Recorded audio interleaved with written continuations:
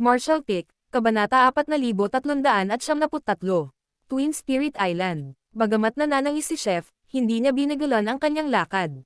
Sa kasamaang palad, hindi nila nagawang maalis si Joya dahil mas malakas siya kaysa sa kanila. Nang makitang papalapit na ang mga kalaban, sumigaw si accountant. Umalis ka na, haharapin ko siya. Nang matapos ang kanyang mga salita, tumalikod siya at inihanda ang sarili upang makipag-away kay Joya. Isang nabigla na chef ang bumulalas. Hindi, gayunpaman, hindi niya ito napigilan, kaya't nagdikit ang kanyang mga ngipin at umikot para sundan siya. Lumingon si accountant at sumigaw. Anong ginagawa mo? Na may tame-time na ekspresyon, sumagot si chef. Hinding-hindi natin siya kayang paalisin, kaya sa tingin ko dapat na lang tayong mamatay ng magkasama. Bago iyon, makakagat man lang tayo ng laman sa kanya. Nagdilim ang tingin ni accountant habang tumatango ito ng may mabigat na puso. Pagkatapos, mabilis na naglabas ng mahabang tela si chef para itali ng mahigpit si Yang Kai sa kanyang likod. Gamit ang kutsilyo sa kusina sa isang kamay at chopping board sa kabilang kamay, handa siyang harapin ang kanyang mga kaaway. Noon lang, nakita nila ang isang sinag ng liwanag na mabilis na papalapit mula sa likuran ni Joya. Ang sinag ng liwanag ay direktang bumagsak sa porma sayon ng mga kalaban at naging sanhi ng maraming 4th grade at 5th grade Heaven Opening Realm Masters na bumagsak sa lupa. Marami sa kanila ang nasugatan at pinalipad habang nag-spray sila ng mga subo ng dugo sa hangin. Isang nagtatakang si Joya ay lumingon sa kanyang ulo na may mabangis na tingin at pinasigla ang kanyang world force na makipagpalitan ng mga galaw gamit ang sinag ng liwanag. Habang ang sunod-sunod na tunog ng pagsabog ay narinig habang ang mundo ay tila namumutla. Ang sinag ng liwanag ay dumaan sa Joya at dumapo sa isang lugar sa tabi ng chef at accountant. Lady Boss, nagulat si chef at accountant. Ang sinag ng liwanag ay walang iba kundi ang Lady Boss, na nagpatalsik kay Gengching at Yon Feibay.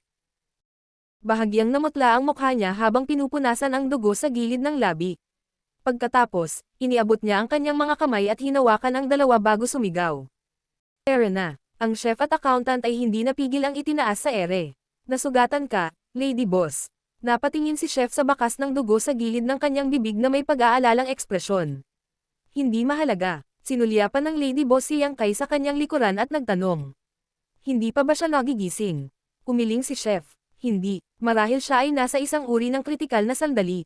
Dahil sa ganoong kaguluhan, dapat ay napailing si Yang Kai sa kanyang meditative state kahit na siya ay nagpapagaling pa. Gayunpaman, ang kanyang mga mata ay nanatiling nakapikit, na parabang pinutol niya ang lahat ng koneksyon sa labas ng mundo, na naglagay sa kanila sa isang masikip na lugar. Dapat ba nating pilitin ang brat na ito? Tanong ni chef. Hindi, umiling ang Lady Boss. Si Yang Kai ay hindi isang taong maglalagay sa panganib sa buhay ng kanyang mga kasama at dapat niyang malaman kung ano ang nangyayari sa kanyang kapaligiran. Sa madaling salita, alam niya ang kanilang pinagdadaanan, ngunit may dahilan kung bakit hindi siya magising. Ito ay isang kaayla-hilakbot na bagay kung sila ay pilit na hamarang sa kanya. Saan tayo pupunta ngayon? Tanong ni accountant habang nilingan ang mga kalaban sa likod nila. Si Joya at ang kanyang mga subordinate ay walang humpay na humahabol sa kanila. Ipinahayag ng Lady Boss, Twin Spirit Island. Dati, ayaw nilang sumali sa alinman sa tatlong dakilang puwersa dahil, una sa lahat, kararating lang nila sa Shadowless Cave Heaven, kaya hindi sila malinaw sa mga kasalukuyang sitwasyon sa lugar na ito.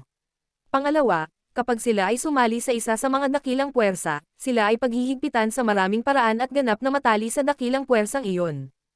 Pagkatapos lamang malaman na walang sino man ang umalis sa Shadowless Cave Heaven sa mga nakaraang taon, nagsimulang isaalang-alang ng Lady Boss na sumali sa isa sa kanila. Ang Profoundiang Mountain ay hindi kasama dahil may ilang sama ng loob sa pagitan nila, sa makatuwid, naiwan sila sa Unrivaled Guild at Twin Spirit Island. Sa kanilang dalawa, ang Twin Spirit Island ang pinakamahina dahil dalawa lang ang 6th Heaven Opening Realm Masters sa kanilang panig, kaya natural na ito ang kanilang pinakamahusay na pagpipilian. Noong nakaraan, bumisita ang Lady Boss sa Twin Spirit Island at malugod na binati ng dalawang Island Master. Ito ay maliwanag na sinusubukan nilang hikayatin siya na sumali sa kanilang dakilang puwersa. Sa una, ang Lady Boss ay nagplano na humingi ng mga opinyon ni Yang Kai at ng iba pa bago magpasya kung dapat silang sumali sa Twin Spirit Island. Gayunpaman, bago pa man magising si Yang Kai, tatlong Mountain Lords ng Profoundiang Mountain ang dumating sa kanyang pintuan. Naiwan na walang pagpipilian ngayon, maaari na lamang silang magtungo sa Twin Spirit Island. Kung tatanggapin sila sa dakilang puwersa, malamang na maresolba nila ang krisis na ito. Mayroong isang malawak na lawa sa Shadowless Cave Heaven, at sa gitna ng lawa ay may dalawang isla na magkatulad sa mga tuntunin ng hugis at sukat. Dahil ang dalawa sa kanila ay malapit na konektado, sila ay pinangalan ng Twin Spirit Island. Habang ang Lady Boss at ang iba ay dumiretso sa Twin Spirit Island, maliwanag kung ano ang kanilang intensyon. Sa kabilang banda, walang humpay na hinahabol sila ni Joya at makalipas ang 2 araw, sa wakas ay sumama sa kanya sina Yon Feibai at Gengqing. Habang tumitingin si Gengqing sa direksyon na tinatahak ng Lady Boss at ng iba pa, pinag-isipan niya ito at nag-isip. Pupunta ba sila ni Ruo sa Twin Spirit Island? Kailan pa siya nakipag-ugnayan sa mga Island Masters na iyon? Ngumuso si Yon Feibai. Ang asong iyon ay isang 6th grade Heaven Opening Realm Master kung tutusin, kaya inaasahan na ang dalawang iyon ay gusto siyang sumali sa kanilang sect. Sa tingin ko nagkakilala na sila noon. Kailangan natin silang mahuli ng mabilis. Hindi natin sila dapat hayaang makarating sa Twin Spirit Island. Kung makikipagsanagpuwersa siya kina Huayong at Shu Modan, mahihirapang harapin sila. Sina Huayong at Shu Modan na kasasabi lang niya ay ang Island Masters ng Twin Spirit Island. Sila rin ay mag-asawa. Sinasabing mas matagal pa sila sa Shadowless Cave Heaven kaysa sa Head Mountain Lord. Pinaikit ni Gengqing ang kanyang mga mata bago tumawa. Kaunting panahon na mula nang dumating sila ni Ruo sa lugar na ito, kaya hindi niya alam ang ugali ng mag-asawang iyon. Siya ay dapat na kumikilos dahil sa desperasyon mula noong wala na siyang pagpipilian. Huwag kang mag-alala, second brother. Magiging magandang bagay kung maabot niya ang Twin Spirit Island. Sinulyapan siya ni Yon Feibai. Bakit magandang bagay? Ipinaliwanag ni Gengqing. Hindi mo ba alam kung ano ang mag-asawang iyon, second brother? Bagamat pareho silang nasa 6th grade Heaven Opening Realm, kapareho natin, medyo maingat at mahiyain sila. Ang dahilan kung bakit gusto nilang i-recruit sila ni Ruo ay dahil isa siyang 6th grade Heaven Opening Realm Master. Kung magiging bahagi siya ng mga ito, mas malalabanan nila ang Profound Yang Mountain at Unrivaled Guild. Gayunpaman, dahil hinahabol nating tatlo sila ni Ruo, magkakaroon ba ng lakas ng loob ang mag-asawa na tanggapin siya? Matapos itong pag-isipan, tumanggo si Yon Feibai. Tama ka, palaging duwag ang dalawang iyon. Kapag nalaman nilang may hinanakit sa atin ang babaeng iyon, malamang na tumanggi silang tanggapin ang grupo niya. Sinabi ni Joya, kung tatanggihan siya, wala na siyang paraan. Lumiwanag ang mga mata ni Yon Feibai nang tumingin siya sa harapan at ngumiti ng nakakatakot. Sa pangkalahatan, lumilipad sila sa death trap.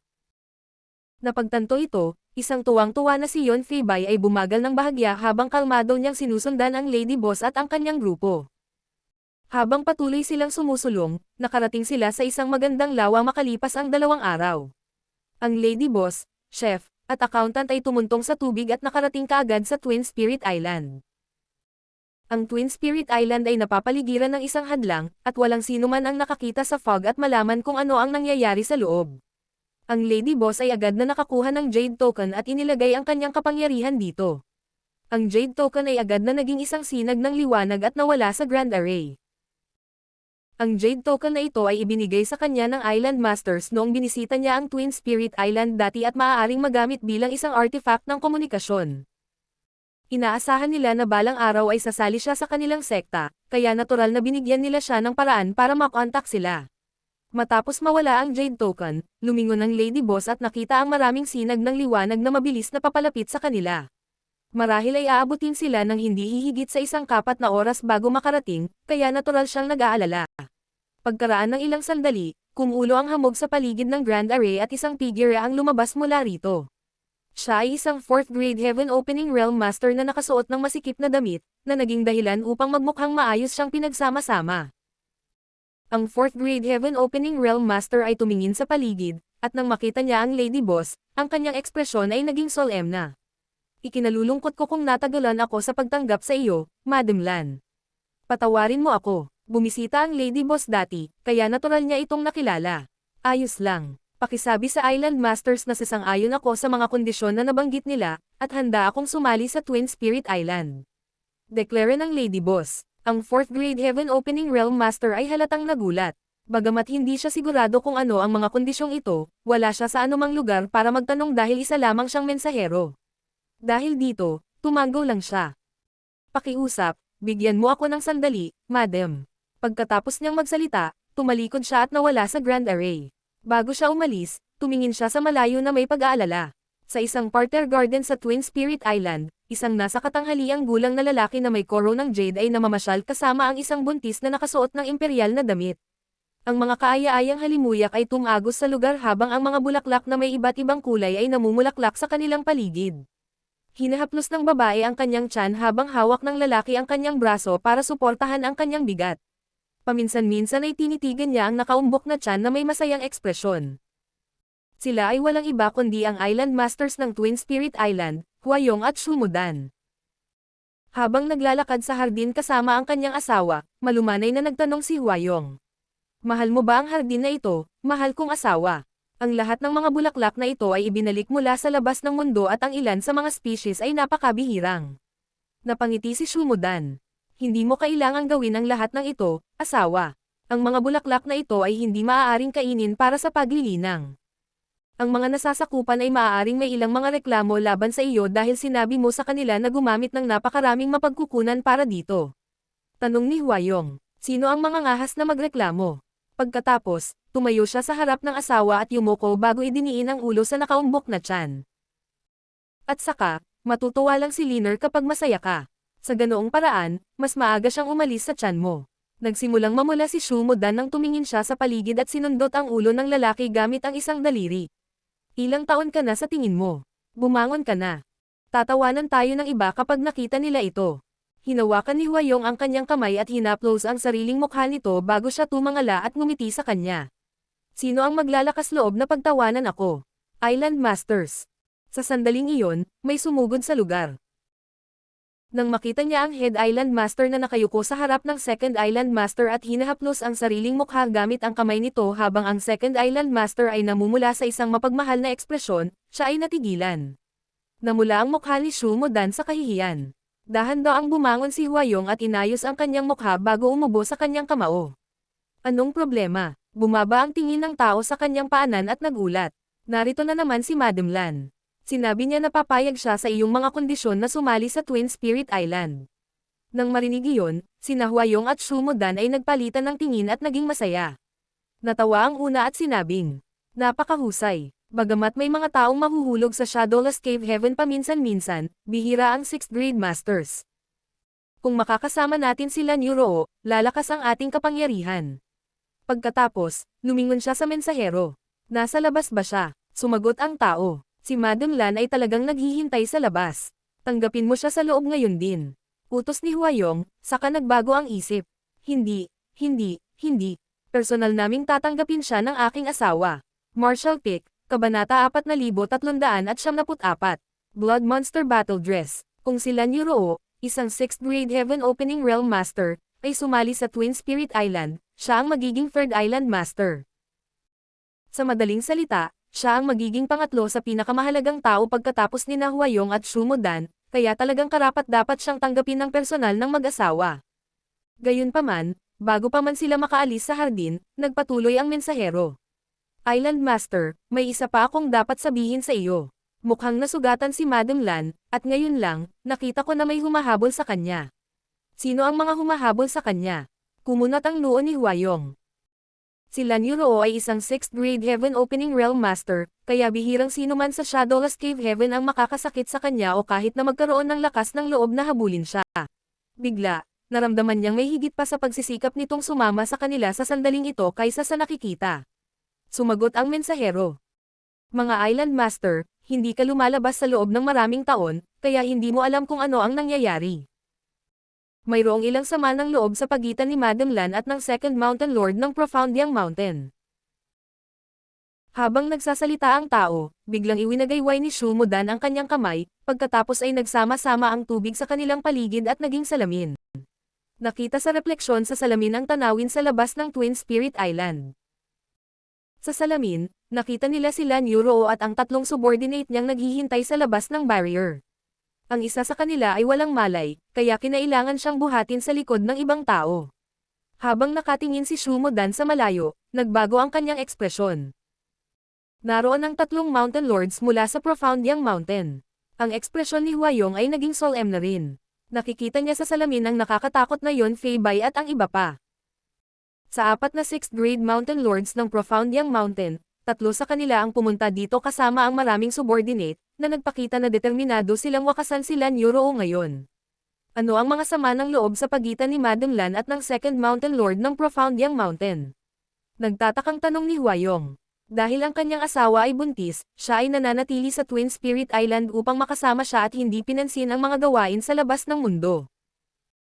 Bago bumisita sila ni Yoro dati, hindi niya alam na may bagong 6th grade Heaven Opening Realm Master sa Shadowless Cave Heaven. Tiyak, wala siyang ideya kung ano ang nangyayari nang makita niya ang tanawing ito. Sumagot ang mensahero. Hindi ko alam ang mga detalye, ngunit ang mga mula sa Profound Yang Mountain ay palaging mayabang, at ang Second Mountain Lord na si Yon Fei-bai ay isang malaswang tao. Walang alam si Madam Lan tungkol sa mga pangyayari dito nang dumating siya sa Shadowless Cave Heaven, kaya maaaring nakipag-away siya sa kanila sa kung anong dahilan. Nang marinig ang kanyang paliwanag, tumanggo si Huayong at sinabing may madilim na paliwanag. Ngayon alam ko na kung bakit sabik sila ni Yoro na sumali sa Twin Spirit Island. Sa pangkalahatan, wala siyang ibang pagpipilian ngayon, kaya gusto niyang gamitin tayo upang malutas ang krisis na ito. Matalino sa kanya, ngumuso siya. Tanong ni Shumodan na nakakunot ang noo. Ano ang plano mo, asawa? Sumagot si Huayong. Kung pumayag siyang sumali sa Twin Spirit Island dati, tatanggapin ko sana siya. Gayunpaman, dahil balak niya tayong gamitin ngayon, hindi natin maibibigay ang hiling niya. Kung tatanggapin natin siya, masasaktan natin ang Profound Yang Mountain. Isang nag-aalalang Shumodan ang nagsabi. Kung hindi natin siya papasukin, hindi niya magagawang labanan ng mag-isa si Yon Fei-bai at ang iba pa. Sariling problema niya iyon. Umiling si Huayong at tumingin sa kanyang asawa. Ano sa palagay mo? Matapos itong pag-isipan, sinabi ni Shumodan. Kung makakasama si Madam Lan sa Twin Spirit Island, ang ating kapangyarihan ay tataas ng malaki, at magkakaroon tayo ng lakas na umahan laban sa Profound Yang Mountain at Unrivaled Guild. Bagamat ang tatlong dakilang puwersa sa Shadowless Cave Heaven ay magkakasamang umiral sa ngayon, tayo pa rin ang pinakamahina sa huli. Sa makatuwid, hindi natin kontrolado ang teritoryo kaysa sa iba pang dalawang dakilang puwersa. Gusto mo bang tanggapin siya kahit ngayon lang? Tanong ni Huayong. Sa isang walang magawang ngiti, umiling si Shumodan. Wala akong ideya kung ano ang gagawin. Ipauubaya ko sa iyo ang desisyon, asawa. Sinulyapan ni Huayong ang kanyang nakaumbok na tiyan, pagkatapos ay naging determinado ang kanyang tingin. Huwag siyang pansinin. Bagamat maaari nilang palakasin ang kapangyarihan ng Twin Spirit Island sa pamamagitan ng pagtanggap kay Lan Yuro, hinding-hindi siya bibitawan ni Yon Fei-bai at ng iba pa habang mukhang determinado sila. Siguradong magkakaroon ng labanan kung papanig sila ngayon, at dahil sa sitwasyon ng kanyang asawa, walang paraan na makakalaban niya ito. Walang makakayang managot kung maapektuhan ang kanilang anak. Matagal silang naghintay bago sila magkaroon ng sariling anak, kaya natural na pinahahalagahan nila ito higit sa lahat. Napabuntong hininga si Shumodan. Bilang isang babae mismo, nakiramay siya kay Lan Yuro sa pinagdadaanan ng huli, ngunit kasabay nito, kailangan niyang protektahan ang kanyang anak, kaya naman nakaramdam siya ng kawalan. Sa labas ng hadlang ng Twin Spirit Island, naramdaman ng Lady Boss na lumulubog ang kanyang puso. Ang dalawang Island Masters ay hindi nagpakita, ni hindi nila binuksan ang harang. Maliwanag sa kanya na hindi sila handang mag-imbite ng gulo sa kanilang sarili. Wala siya sa anumang lugar para sisihin sila. Bagamat sinadya niyang sumali noon sa Twin Spirit Island, talagang hindi nararapat ang pagdating niya sa oras na ito. Ang dahilan kung bakit niya ginawa ang desisyong ito ay dahil wala siyang ibang pagpipilian. Kung hindi, hinding-hindi niya gugustuhing manggulo ng iba. Nang makitang malapit na silang maabot ng mga kaaway, agad na nagpa siya ang Lady Boss na tumakas. Tumakbo. Pagkatapos, pinalakas niya ang kanyang kapangyarihan upang balutin si Chef at ang iba pa bago sinubukang magtungo sa ibang direksyon. Saan ka sa tingin mo pupunta? May narinig na sumisigaw ng biglang may lumitaw na figure sa direksyong iyon. Siya ay walang iba kundi ang Third Mountain Lord na si Gengching. Ito ay hindi tiyak kung kailan siya ay snock sa kabilang panig, ngunit siya ay nagkataon na siya ay tama sa paraan ng Lady Boss. Nahaharap sa isang paparating na divine ability, ang Lady Boss ay nagmamadaling humadlang at napilitang bumalik sa kanyang orihinal na pwesto. Samantala, narinig ang mga ingay ng mga taong bumabagsak sa himpapawid habang maraming tao ang dumaong sa lahat ng direksyon at pinalibutan sila. Sa malamig na tingin, ang Lady Boss ay sumulyap sa tatlong Mountain Lords ng Profound Yang Mountain. May malungkot na ekspresyon sa mukha ni Yon Fei-bai habang siya ay dumura at itinaas ang kanyang baba. Mukha siyang mayabang habang nakatingin sa Lady Boss. Patuloy ka pa ring tatakbo. Tingnan natin kung saan ka tatakbo ngayon. Walang sabi-sabi, pinandilatan siya ng Lady Boss. Sinulyapan ni Yon Feibay ang Twin Spirit Island na natatakpan ng hamog at ngumiti. Gusto mo bang sumilong sa Twin Spirit Island? Naimbestigahan mo na ba ang ugali nitong walang kwentang mag-asawa? Sa tingin mo ba ay may lakas ng loob ang mga duwag na ito na tanggapin ka? Sa loob ng Twin Spirit Island, si Huayong ay nagpakita ng madilim na ekspresyon at ngumuso. Hindi lang sa salamin ang nakikita nila sa labas, kundi naririnig din nila ang nangyayari. Iyon ang dahilan kung bakit naririnig niya ang mga salita ni Yon Feibay. Isang mapagmataas na Yon Feibay ang sumigaw. Huayong, Shumudan, ang babaeng ito ay gustong pumanig sa Twin Spirit Island, gusto mo bang buksan ang harang at papasukin siya? Walang sumagot mula sa kabilang dulo ng harang. Habang nakabuka ang kanyang mga palad, sinabi ni Yon Feibay. Tingnan mo, hindi man lang sila ng ahas na tumugon sa akin. Sa tingin mo kaya kanilang protektahan? Walang muwang, sabi ni Joya na nakakunot ang noo. Dapat nating harapin ang negosyo natin dito, second brother. Masyadong mayabang na pukawin ang Island Master sa harap mismo ng kanilang pintuan. Kahit na ang Profoundiang Mountain ay mas malakas kaysa sa Twin Spirit Island, ang huli ay mayroon pa ring dalawang 6th grade Heaven Opening Realm Masters sa kanilang panig. Kung sila ay nagalit, maaari silang kumilos sa galit, na magiging lubhang nakapipinsala sa kanila ngayon. Ngumuso si Yon Feibay at tinitigan ang Lady Boss. Kalapiting mababa ang lipad, bibigyan kita ng huling pagkakataon. Kung ayaw mong mamatay, maging mabuti kang babae ko. Kung hindi, ang lugar na ito ang magiging libingan mo. Galit na galit si Genghis dahil naisip niya talaga na si Yon Feibay ay napakalaswa kaya handa niyang ipagsapalaran ang kanyang buhay para sa isang saglit na kasiyahan. Hindi magiging mahalaga kung hindi nila nalaman ang tunay na lakas nila ni Ruo. Gayunpaman, pagkatapos ng labanan sa araw na ito, napagtanto nila na ang babaeng ito ay kasing lakas ng Head Mountain Lord. Kahit na si Yon Feibay ay isa ring 6th grade Heaven Opening Realm Master, hindi niya ito makokontrol. Sa pamamagitan lamang ng pagpatay sa kanya malulutas nila ang problemang ito para sa kabutihan. Iyon ang dahilan kung bakit natahimik si Genghis nang makita niya si Yon Feibay na nagnanasa pa rin sa kanya sa puntong ito. Ang bibig ng aso ay hindi kailanman makakaamoy ng sariwa. Ang Lady Boss ay pinanangkitin ng nakamamatay na tingin kay Yon Feibay. Itigil ang pagbubuga ng kalokohan at lumaban. Maaaring maraming tao sa iyong panig, at totoo ngang hindi kita matatalo, ngunit maaari kong isama kahit isa sa inyo bago ako mamatay. Tingnan natin kung sino sa inyo ang magiging malas. Kabastusan. Inyapak ni Yon Feibay ang kanyang paa sa lupa sa galit. Third brother, fourth sister, sumama ka sa akin at patayin ang babaeng ito.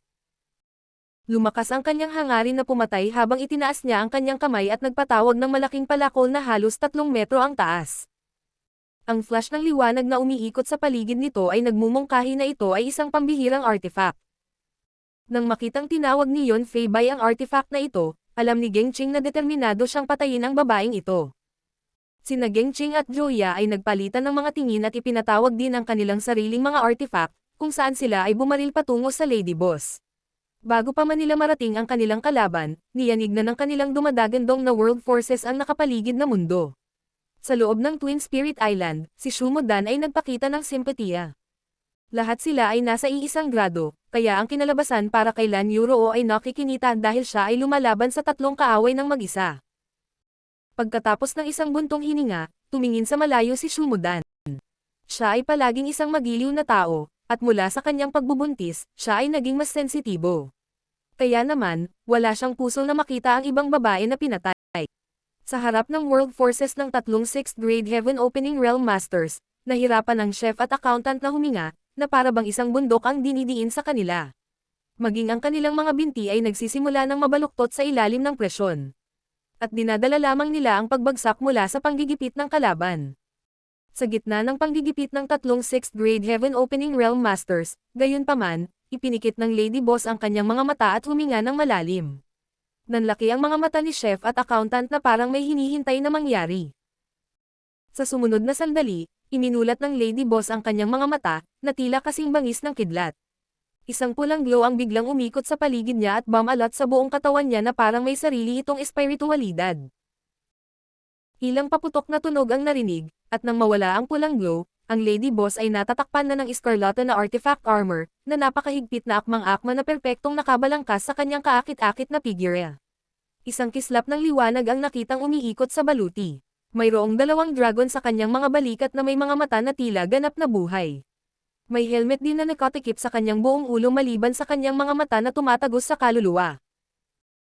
Ang kanyang mga braso ay pinoprotektahan ng napakatibay na pad, at habang siya ay gumagawa ng isang grabang kilos, isang eskarlata na espada ang lumitaw mula sa manipis na hangin na tila hinugot niya ito mula sa void.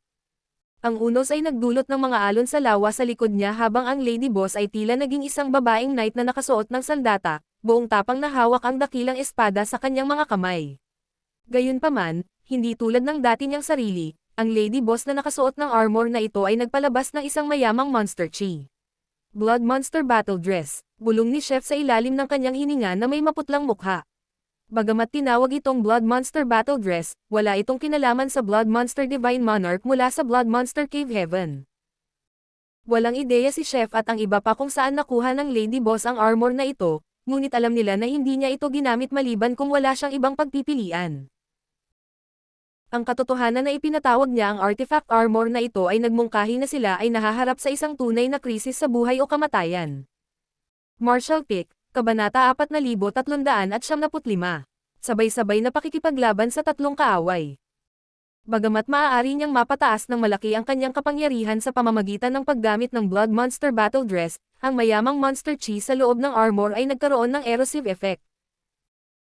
Kapag mas matagal itong isinuot ng Lady Boss, mas magugunaw ang kanyang kamalayan, na mag-iiwan ng napakahirap na isyo na lutisin pagkatapos. Sa makatuwid, ang Lady Boss ay hindi kailanman gagamit ng Blood Monster Battle Dress maliban kung ito ay talagang kinakailangan. Bagamat alam ni Chef at accountant na mayroon siyang ganoong artifact, hindi pa nila nakitang ginamit niya ito noon. Ito ang unang pagkakataon. Ang tatlong Mountain Lords ng Profoundiang Mountain ay natigilan ng makita ang pagbabago ng Lady Boss. Habang ang kanilang mga tingin ay nahulog sa armor at espada, agad nilang napagtanto na ang Blood Monster Battle Dress ay talagang pambihira. Biglang napabulala si Gengching. Mag-ingat, second brother. Ang palakol ni Yon Fei ay nasa itaas na ng ulo ng Lady Boss. Habang siya ay sumisigaw at pilit na ibinababa ang kanyang sandata. Kasabay nito, pinalakas niya ang kanyang World Force para bigyang kapangyarihan ang palakol, na tila maaari niyang hatiin ang Shadowless Cave Heaven sa pamamagitan ng strike na ito. Sa pagharap sa nakakapangilabot na pag-ataking ito, itinaas ng Lady Boss ang kanyang espada gamit ang dalawang kamay habang kumalat ang shockwave mula sa kanyang mga paa. Sa susunod na sandali, binaliwala niya ang mga limitasyon ng espasyo at biglang lumitaw sa harap ni Yon Fei habang nakikipagsagupaan siya sa palakol gamit ang kanyang espada. Kasunod ng isang nakakabinging kalabog, isang nakikitang halo ng liwanag ang kumalat sa 1,000 kilometro sa lahat ng direksyon, na nanginginig sa kalawakan saan man ito dumaan. Ang mga balintataw ni Yon Fei ay lumiit habang siya ay pinalipad na parang isang sako ng tela, ang kanyang mga tingin ay puno ng lubos na pagkabigla. Nakipagpalitan siya ng mga galaw kay Lan Yuroo sa caldera kamakailan, at kahit na siya ay tunay na makapangyarihan, nagawa pa rin niyang makipagkompetensya sa kanya. Gayunpaman, sa sandaling ito, ang isang pag-aaway na ito ay nagpaunawa sa kanya na may malaking agwat sa pagitan ng kanilang mga kapangyarihan. Saan galing ang artifact sa babaeng ito? Bakit naglalaman ito ng nakakatakot na kapangyarihan? Habang siya ay naliligaw pa rin sa kanyang pag-iisip, ang Lady Boss, na ang baluti ay tila nasusunog sa nakakatakot na apoy, ay lumapit sa kanya habang itinaas niya ang kanyang espada at pinutol. Isang natarantang Yon Fei ang agad na napigilan ang pag-atake gamit ang kanyang palakol. Isang nakakatakot na puwersa ang bumaba sa kanya. Dahil sa pressure ng mapang Apong World Force, nahirapan siyang huminga. Kasunod ng ilang malalakas na kalansing, si Yon Fei ay nag-spray ng isang subo ng dugo. Ito ay maliwanag na siya ay nasugatan. Muling itinaas ng walang humpay na Lady Boss ang kanyang espada habang mukhang determinado siyang patayin siya ng walang awa. Sa kasalukuyan, lumalaban siya ng 3 laban sa 1, at bagamat tumaas ng husto ang kanyang kapangyarihan dahil sa Blood Monster Battle Dress, mahuhulog pa rin siya sa isang mapanganib na estado kung hindi niya mapatay ng mabilis ang kahit isa sa kanyang mga kalaban. Naramdaman ang aura ng kamatayan na bumababa sa kanya, si Yon Fei ay nanlaki ang kanyang mga mata sa takot. Nahaharap sa serye ng mga pag-atake na ito, hindi niya nagawang maka-counterattack, at kung hindi niya maiiwasan ang darating na welga, kahit na siya ay nakaligtas, siya ay malubhang sugatan. Sa kritikal na sandali, sinaklolohan siya ni Gengching at Joya. Dahil ang tatlong Mountain Lords ay magkasamang pumunta rito, Ang dalawa pa ay tiyak na hindi hahayaan ng Lady Boss na patayin si Yon Fei Bai nang walang ginagawa. Sa katunayan, sa sandaling ang Lady Boss at Yon Fei Bai ay nagsimulang makipagpalitan ng mga galaw, ang iba pang dalawang Mountain Lords ay nagsimulang sumugod patungo sa larangan ng digmaan. Gayunpaman, dahil sa hindi kapani-paniwalang bilis at lakas ng Lady Boss, hanggang sa sandaling ito ay naabutan nila. Gayunpaman, ito ay mas mahusay na huli kaysa hindi kailanman. Hinawakan ni Joya ang kanyang mahabang espada at ipinasok ang kanyang World Force dito, kung saan nilamon ng screen ng espada ang Lady Boss. Kasabay nito, lumitaw si Geng Ching sa gilid habang nagsagawa siya ng mga handsil at binomba ang Lady Boss ng iba't ibang divine abilities. Sa wakas ay nagawa nilang pilitin na ibalik ng dalawa ang Lady Boss. Gamit ang pagkaantala na ito, si Yon Fei Bai ay nagmamadaling tumakbo pabalik at umiwas sa pag-atake. Habang dumampi ang simoy ng hangin sa kanyang damit na basang-basa sa pawis, nakaramdam siya ng lamig sa buong paligid. Bago ang labanang ito, hindi niya akalain na may napakalawak na agwat sa pagitan nila ni Lan Yuro dahil pareho silang nasa 6th grade. Kung hindi lang siya sinagip ni na Geng Ching at Joya, nasugatan siya o napatay pa. Bagamat inamin niyang minamaliit ang kanyang kalaban, ipinakita rin nito na ang Lady Boss ay napakalakas. Ang ganitong uri ng kahihiyan ay nagparamdam sa kanya ng lubos na hiya at galit, kaya sinundan niya ang kanyang palakol at pinalibutan ang Lady Boss kasama sina Geng Ching at Joya, inilunsad ang lahat ng uri ng divine abilities sa kanya sa galit na galit. Samantala, sa Parterre Garden sa Twin Spirit Island, napabuntong hininga si Huayong habang nakatingin sa larangan ng digmaan sa pamamagitan ng salamin ng tubig at gulat na sinabi. Hindi ako makapaniwalang napakalakas nila ni Ruo. Bagamat may hadlang sa paligid ng Twin Spirit Island, nararamdaman pa rin niya ang nakakatakot na pagbabago-bago ng enerhiya na nagmumula sa labas. Nanginginig pa rin sa gulat, naisip niyang maswerte na hindi nila tinanggap si Lan Yuro sa Twin Spirit Island. Dahil sa kapangyarihang ipinakita niya, kung talagang sumama siya sa kanila, hindi magiging match sa kanya ang mag-asawa kahit magsanib puwersa ang mga ito. Naniniwala siya na kailangan nilang maging maingat.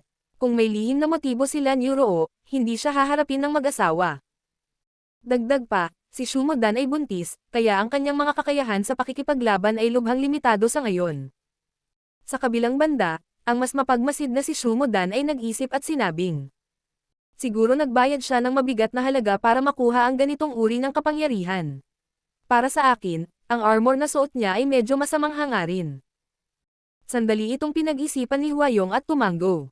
Tama ka, aking asawa.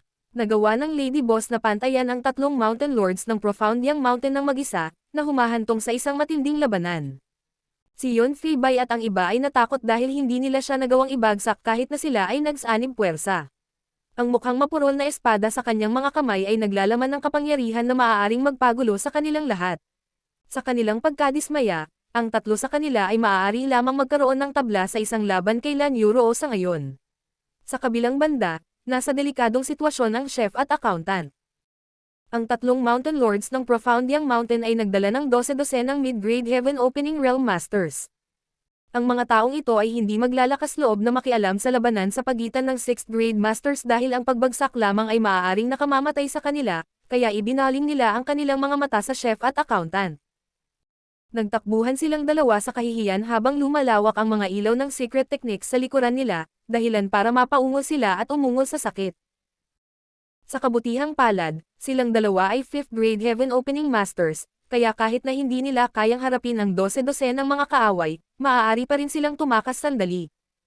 Gayunpaman, sa paglipas ng panahon, ang mga tao mula sa Profound Yang Mountain ay bumuo ng isang pagkubkob sa paligid ng chef at accountant at dahan-daang hinihigpitan ito. Ito ay maliwanag na darating ang isang punto na ang pagkubkob ay naging napakaliit na ang dalawa sa kanila ay hindi na makatakas. Ang Lady Boss ay paulit-ulit na gustong magbigay ng tulong sa kanila, ngunit siya ay hinarang ni Yon Fei Bai at ng iba pang Mountain Lords. Ang sitwasyon ay tila pabor kay Yon Fei Bai at ng iba pa dahil napagtanto nila na sa paglipas ng panahon, ang mga galaw ni Lan Yuro ay naging hindi gaanong matalas kahit na ang kapangyarihan na kanyang nagamit ay nanatiling hindi nagbabago. Ang kapangyarihan ng mga divine abilities na itinapon niya ay tila hindi matatag. Pagtingin nila sa itaas, nakita nila na may patong ng dugong ambon na nakapalibot sa kanyang scarlet armor at ang kanyang mga mata sa ilalim ng helmet ay naging dugo. Ginawa siya ng monster chi na parang isang totoong halimaw. Ang tatlo sa kanila ay namangha noong una, ngunit sa lalong madaling panahon na pagtanto na mayroong isang downside sa artifact armor na ito. Hindi ito magagamit sa mahabang panahon, kung hindi, magkakaroon ng ilang mga nakatagong alalahanin. Nauunawaan ito, lumipat sila ng mga taktika at tumigil sa pakikipag-away sa Lady Boss. Sa halip, umikot sila sa paligid at tumigil sa oras. Sa paghusga mula sa mga aksyon nila ni Roo, alam nila na siya ay lalong magiging mali-mali sa paglipas ng panahon, at sa huli, madali nila siyang haharapin. Para sa isang labanan sa antas na ito, ang pagkakaroon ng higit na kapangyarihan ay hindi nangangahulugan na ang isa ay makakakuha ng tagumpay. Lumapot ang Monster Chi sa paligid ng Lady Boss dahil tila may patong ng dugo na umiikot sa kanyang Escarlata na Blood Monster Battle Dress. Ang mga mata sa ilalim ng helmet ay pulang-pula habang sinasalamin nila ang isang kislap ng kabaliwan at kalupitan. Bawat hampas niya gamit ang kanyang espada ay tila kayang buwagin ang langit at lupa, ngunit sa parehong oras, siya ay naging mas ligaw at hindi nakatuon. Hindi siya nakapag-react nang lumapit sa kanya si Joya gamit ang kanyang espada at tumagos sa isang junction ng armor, na tumusok sa kanyang tiyan. Bago pa man ipagdiwang ni Joya ang kanyang tagumpay, inikat ng Lady Boss ang kanyang ulo at tinadtad siya ng kanyang greatsword. Bumulala si Joya at binawi ang kanyang espada bago mabilis na umatras. Gayunpaman, tinamaan pa rin siya ng marahas na puwersa habang nanginginig ang sigla sa kanyang dibdib, na halos magdulot sa kanya ng pagdura ng dugo. Nang makitang hinahabol siya ng walang humpay na Lady Boss, nagngangalit si Joya at pinigilan ang papasok na mga pag-atake. Sa kabilang banda, sinubukang pigilan ni Gengqing ang Lady Boss habang pilit na tinaga ni Yon Feibay ang kanyang palakol sa kanyang figure. Kasunod ng malakas na pagsabog, bumagsak sa lawa ang Lady Boss at nagdulot ng malaking splash. Ang lugar kung saan siya nahulog sa tubig ay kumukulo at kinulayan ng pula. Ang mga isda sa lawa na naakit ng metal-ikong tang ay pumunta upang sumipsip ng pulang ilaw, ngunit lahat sila ay sumabog makalipas ang ilang sandali. Kasunod ng isang malakas na pagsabog, isang pulang kislap ang sumilay sa ibabaw ng lawa habang ang Lady Boss ay bumaril mula sa tubig. Dahil sa pagwelga ni Yon Feibay kanina, tila nabawi niya ang kaliwanagan sa kanyang isipan at may pakiramdam ng pakikibaka sa likod ng kanyang mga mata na duguan. Gayunpaman, nang makita niyang nasa panganib ang chef at accountant, nawala ang pakiramdam ng pakikibaka at napalitan muli ng kabaliwan. Hawak ang espada sa isang kamay, hinawakan niya ito at bumuo ng isang sinag ng pulang ilaw bago sumugod patungo kay Yon Feibay. Hong hong hong. Patuloy na naririnig ang malalakas na ingay habang nagsasalpukan ang kanilang world forces. Sa hardin, pinaikit ni Huayong ang kanyang mga mata at sinabi. Si Lan Yuroo ay tiyak na mapapahamak. Sa kanyang tabi, nagpakawala ng buntong hininga si Shumudan. Bilang kapwa babae, kailangan niyang aminin na si Lan Yuroo ay mas makapangyarihan kaysa sa kanya. Gayunpaman, nag-iisa si Lan Yuroo, kaya hindi niya nagawang talunin ang tatlong Mountain Lords mula sa Profoundiang Mountain. Bilang kapwa 6th grade master, lubos niyang alam kung gaano kalakas ang tatlong Mountain Lords mula sa Profoundiang Mountain at naunawaan niya na maaaring hindi siya katapat ng sinuman sa kanila kahit na ito ay one-on-one na labanan. Gayunpaman, nagawang harapin nila ni Yuroo ang tatlo sa kanila sa mahabang panahon kahit na siya ay nag-iisa. Sa katunayan, dahil sa kapangyarihang ipinakita niya, maaari siyang tumakas ng buo at hindi siya mapipigilan ng mga mula sa Profoundiang Mountain. Ang dahilan kung bakit siya nanatili at nakipaglaban sa buhay at kamatayang labanan na ito ay dahil kailangan niyang protektahan ang kanyang mga kasama. Makatakas man siya, hindi nagawa ng mga tao sa paligid niya. Sa makatuwid, hinangaan ni Shumudan ang Lady Boss sa kanyang katapatan at katwiran. Nilinggan niya ang kanyang asawa at ibinuka ang kanyang mga labi, ngunit wala siyang masabi sa huli. Matagal-tagal na rin mula nang ikasal sila, kaya nalaman ni Huayong ang kanyang intensyon sa pamamagitan ng pagtingin sa kanyang mga mata. Maliwanag na gusto nitong makiusap sa kanya na papasukin si Lan Yuroo, ngunit nang magtama ang kanilang mga mata, dahan-dahan itong umiling. Sa pagpapapasok kay Lan Yuroo, masasaktan nila ang mga mula sa Profoundiang Mountain at mag-aanyaya ng gulo sa kanilang sarili. Kahit papaano ay mapatahimik nila ang mga mula sa Profoundiang Mountain, ang kapangyarihang ipinakita ni Lan Yuroo sa pagkakataong ito ay nagdulot kay Huayong na maging maingat. Dahil sa kanyang lakas, ganap na niyang kayang maging Head Island Master. Walang paraan ang mag-asawa na payagan siyang agawin ang kanilang posisyon. Nagpakawala ng mahabang buntong hininga si Shumudan at hinaplos ang kanyang nakaumbok na tiyan. May isang mapagmahal na ekspresyon sa kanyang mukha habang siya ay nagham ng isang nursery rhyme upang maabala ang kanyang sarili. Martial Pick, Kabanata 4376. Sa wakas, gising ka na. Hindi ako makapaniwala na mawawalan tayo ng buhay dito. Magkaharap ang chef at accountant sa isa't isa. Basang-basa sa dugo ang kanilang mga figure habang nakatingin sila sa dose-dose ng mga mid-grade Heaven Opening Realm Masters na nakapaligid sa kanila. Malaki ang agwat sa bilang ng mga tao sa pagitan ng magkabilang panig, kaya walang pag-asa ang mga mula sa first in na manalo sa labanan. Sa katunayan, halos napahamak sila nang malapit na silang mapatay. Kung hindi dahil sa kanilang malapit na mabangis na paghihiganti ngayon lang, ang mga taong ito ay sumugod sa kanila sa halip na magmukhang maingat. Dahil mamamatay pa rin tayo, dapat nating tapusin ito kaagad. Itinaas ng accountant ang kanyang abacus gamit ang isang kamay. Ang kanyang dugo ay dumaloy sa kanyang mga braso at bumagsak sa lawa bago ito namatay na pula. Nang marinig iyon, lumingon si chef sa direksyon ng Lady Boss kung saan nakita niyang lumilipad ang apat na figure. Sa kasalukuyan, ang tatlong Mountain Lords ng Profound Yang Mountain ay nakakulong sa isang matinding labanan sa Lady Boss habang itinapon nila ang kanilang divine abilities sa kanya. Matapos magpakawala ng hininga, itinaas ni chef ang kanyang kutsilyo at sinabing, "Tama ka. Kung mas maaga tayong pumunta sa Yellow Springs, mas mabuti. Ang dahilan kung bakit ayaw umalis ng Lady Boss ay dahil buhay pa silang dalawa, kaya wala siyang puso na talikuran sila. Kung pareho silang mawalan ng buhay, marahil ang Lady Boss ay tatakas at makapaghiganti para sa kanila sa ibang pagkakataon. Dahil sa kanyang lakas, makakatakas siya kahit na hindi niya kayang talunin ang tatlong Mountain Lords." Nagpalitan sila ng tingin at tawanan. Dahil maaari silang pumunta sa impyerno ng magkasama, naisip nila na hindi sila makakaramdam ng pag-iisa. Habang naghihiwalay ang kanilang mga titig, sila ay may determinadong ekspresyon. Baliw nilang itinulak ang kanilang mga miniature universe habang ang kanilang mga world force ay umaalon at kumalat. Kahit na kailanganin nilang mawalan ng buhay sa labanang ito, isasama nila ang ilang mga kaaway. Pumatay ng isa para masira, pumatay ng dalawa para kumita. Nang handa na silang kumilos, biglang may pares ng kamay ang pamatong sa balikat ni chef nang may narinig na boses na nagsasabing, "Dahan-dahan lang, ayoko pang mamatay." Napalingon ang isang nabigla na chef at muntik ng tadteren ng kutsilyo ang taong iyon. Nang mapagtanto niya kung sino ang nagsalita bagamat napabuntong hininga siya, "Maliit na bastos, sa wakas gising ka na." Ang taong nagsalita ngayon ay si Yang Kai, na nakahiga sa likod ni chef sa buong oras na ito. Tinapik ni Yang Kai ang kanyang mga balikat at tumalon palayo sa kanya bago malumanay na sinabi, "Buong oras akong gising." Gayunpaman, siya ay nasa pinakakritikal na sandali ng pagpino sa World Fruit ngayon, kaya hindi siya maaaring tumigil sa kalahasyan, o kung hindi lahat ng kanyang pagsisikap ay masasayang. Iyon ang dahilan kung bakit hindi siya nakasagot sa mga ito. Iligtas ang Lady Boss ngayon din. Nag-aalalang tanong ni chef, "Nasa panganib siya, dalhin mo siya. Ako at si accountant ang hahawak sa kalaban para sa iyo." Nasa panganib siya, ngunit wala sa mas mabuting kalagayan kayong dalawa. Laming-galing si Yang Kai sa paligid habang nanlamig ang kanyang tingin.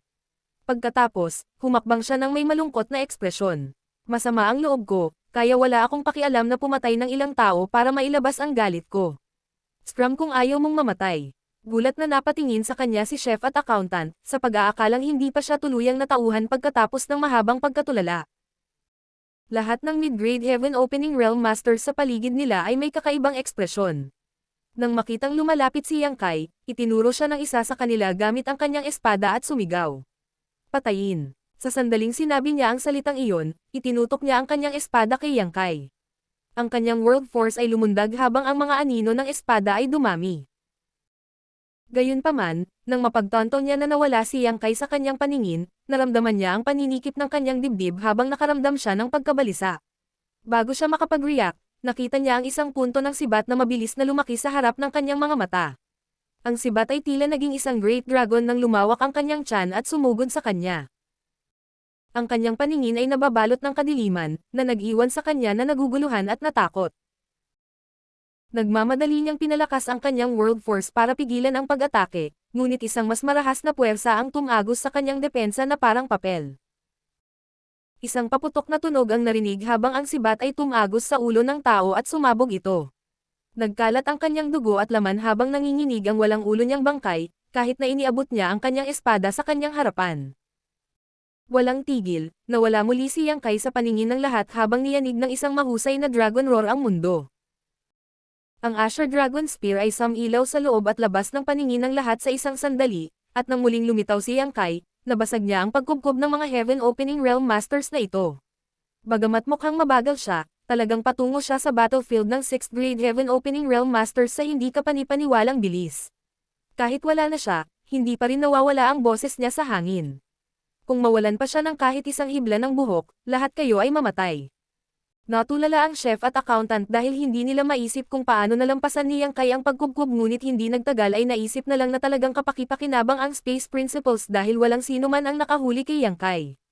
Sa sumunod na sandali, nanlaki ang mga mata nilang dalawa at hindi makapaniwalang tinitigan ang mga kalaban sa kanilang paligid. Lumawak ang ilaw ng dugo nang sumabog ang isang tao, pagkatapos ay ganoon din ang nangyari sa ibang tao. Hong hong hong.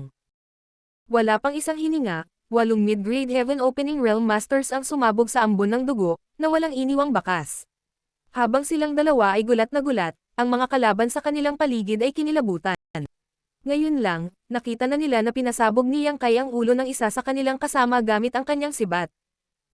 Gayunpaman, ang taong iyon ay nasa 4th grade Heaven Opening Realm lamang, kaya hindi nakakagulat na mawalan siya ng buhay dahil sa kanyang kapabayaan sa life and death battle na ito. Gayunpaman, karamihan sa 8 mid-grade Heaven Opening Realm Masters na kamamatay lang ay nasa 5th grade. Si Yang Kai lang ang nakagawa, kaya maliwanag kung sino ang pumatay. Kinailangan niyang taglayin ang nakakatakot na lakas upang mapatay ang 8 mid-grade Heaven Opening Realm Masters ng madali sa isang iglap. Sa kasalukuyan, walang nangahas na kumilos sa chef at accountant, na napapalibutan pa rin. Kahit na madali nilang mapatay ang dalawang ito, nag-iingat sila sa banta na iniwan ni Yang Kai. Siyam sa kanilang mga kasama ay namatay na, kaya't halata sa kanila na ang 4 na Mountain Lords lang ang nakayanan ang pakikitungo sa kanya. Anong nangyayari sa brat na iyon? Isang nasirang chef ang nakamasid habang si Yang Kai ay mabilis na tumakbo palayo. 6th grade Heaven Opening Realm. Napatulala si accountant. Habang umaarangkada si Yang Kai, sumabog ang kanyang aura. Maliwanag sa kanila na ang kanyang aura ay isang 6th grade Heaven Opening Realm Master dahil hindi man lang niya ito sinubukang itago. Kailan yun nangyari? Natarante si chef. Kung hindi siya nagkakamali, nasa 5th grade lang si Yang Kai nang matagpuan niya sila noong isang buwan. Isang buwan pa lang mula nang magsimula siyang magpagaling, kaya paano niya nagawang umakyat sa 6th grade Heaven Opening Realm? Ang bilis kung saan nakamit niya ang tagumpay na ito ay imposible lamang. Bukod sa kanila, si Hwayong at Shumodan, na nagmamasid sa labanan mula sa kanilang hardin sa Twin Spirit Island, ay takot na takot. Nanlaki ang mga mata ni Hwayong at nagtanong, sino lang siya? Nang makita niya si Yang Kai na nakahiga sa likuran ni chef na walang malay, naisip niya na ang huli ay malubhang na sugatan, kaya hindi niya ito pinansin. Gayunpaman, pinatunayan ng patayan na ngayon lang na nasa peak condition si Yang Kai sa halip na masugatan. Nagtanong si Shumodan sa nanginginig na boses. Asawa, magagawa mo ba iyon sa napakaikling panahon? Pinag-uusapan niya kung nagawa ng kanyang asawa na pumatay ng 8 mid-grade Heaven Opening Realm Masters sa isang iglap. Matapos itong pag-isipan, umiling si Hwayong. Imposible. Kahit na ako ay hindi makakapatay ng napakaraming mga cultivator ng 5th grade sa napakaikling sandali. Nagpakawala ng hininga si Shumodan. Ngayon, tila siya ang pinakamalakas na tao sa panig nila ni Roo. Baka mas malakas pa siya sa kanya. Isang naguguluhan na si Hwayong ang nagtanong. Dahil mayroon siyang ganoong kapangyarihan, bakit hindi siya lumahok sa labanan kanina? Ito ay hindi hanggang sa pinakakritikal na sandali na siya ay gumawa ng isang hakbang. Dapat may sariling dahilan siya. Napaisip si Shumodan. Nagkomento si Hwayong. Kailangang umatras ang Profoundyang Mountain nang hindi nakakamit ang kanilang layunin. Si Lan Yuroo ay napakalakas sa simula, at ngayon ay mayroon na siyang tulong sa taong ito, kaya hindi sila matatalo ng 3 Mountain Lords. Sinabi ni Shumodan. Kung ang taong iyon ay talagang mas malakas kaysa kay Lan Yuroo, kailangan nating gumawa ng plano, asawa. Namula ang mukha ni Hwayong nang maunawaan niya ang ibig niyang sabihin. Samantala, narating ni Yang Kai ang larangan ng digmaan ng 4 na 6th grade Heaven Opening Realm Masters habang itinutulak niya ang kanyang sibat patungo kay Yeon Fei-bai habang siya ay sumisigaw. Matandang aso, mamatay ka. Lumingon si Yeon Fei-bai, at nang makita niyang si Yang Kai iyon, namumula ang kanyang mga mata. Brat, ikaw. Ang katotohanang tinusok ni Yang Kai ng sibat ang kanyang dibdib kanina ay isang kompletong kahihiyan para sa kanya. Kinailangan si Yeon Fei-bai ng isang buong buwan bago gumaling mula sa sugat na iyon. Ngayong muli niyang nakilala ang kanyang kalaban, inaasahan na siya ay nagalit. Agad niyang hindi pinansin si Lan Yuroo at tinaga ang kanyang palakol kay Yang Kai. Ang dahilan kung bakit siya nasugatan sa oras na iyon ay dahil minamaliit niya ang kanyang kalaban, dahil hindi niya inaasahan na may isang tao na magkakaroon ng lakas ng loob na saktan siya sa Profound Yang Mountain. Kung hindi, sa kanyang opinyon, ang isang bagong na-promote na 5th grade Heaven Opening Realm Master ay hindi makakasakit sa kanya. Ngayon, sa wakas ay nagkaroon na siya ng pagkakataong makaganti. Habang ibinababa niya ang kanyang palakol, nagbago ang kanyang ekspresyon nang sumigaw siya sa gulat. 6th grade ka. Ang aura ni Yang Kai ay kapansin-pansin gaya ng dati, kaya kahit sinong hindi tanga ay makakakita nito, at talagang malinaw na siya ay nasa 6th grade. Hindi pwede. Siya ay isang bagong umakyat sa 5th grade noong nakilala ko siya noong isang buwan. Bakit isa na siyang 6th grade Heaven Opening Realm Master ngayon? Sa kabila ng pag-aalinlangan sa kanyang isipan, si Yon Fei-bai ay nanatiling walang awa sa kanyang mga aksyon habang baliw niyang ipasok ang kanyang World Force sa kanyang palakol. Sa sandaling ang sibat ni Yang Kai ay tumama sa palakol, ang ekspresyon ni Yon Fei-bai ay nagbago ng husto nang maramdaman niya ang isang napakalaking puwersa na tumatama sa kanya.